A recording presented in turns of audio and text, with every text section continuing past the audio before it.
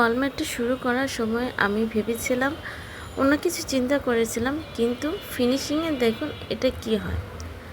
তো প্রথমে আমি একটা জারের মধ্যে আঠা মানে ফেভিকল আর পানি মিক্সড করে নিই। তারপর কার্ডবোর্ড দিয়ে জাস্ট আমি প্রসেসিং করে একটা ফ্রেম বানাবো, কিন্তু খুব সহজে ফ্রেমটা বানিয়ে ফেললাম।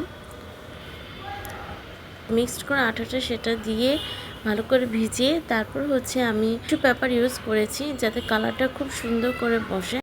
ফ্রেম বানানো হয়ে গিয়েছে, এখন আমি এটা কালার করব। কালারের আগে ফ্রেমের ভিতরের জন্য আমি গোলাপি কালার নিয়েছি এবং সাইডের বর্ডারটা আমি ব্ল্যাক রেখেছি। তারপর আমার কাছে মনে হচ্ছিল এটা ভালো লাগেনি, দেন এটা ব্ল্যাকের জায়গায় আমি গোল্ডেন কালার দিয়েছি অ্যান্ড গোলাপের জায়গায় আমি ব্লুর যে বিভিন্ন সেটা ব্যবহার করেছি। বাকি অংশ পরবর্তী কোনো ভিডিওতে থাকবে। আজকে এই পর্যন্ত।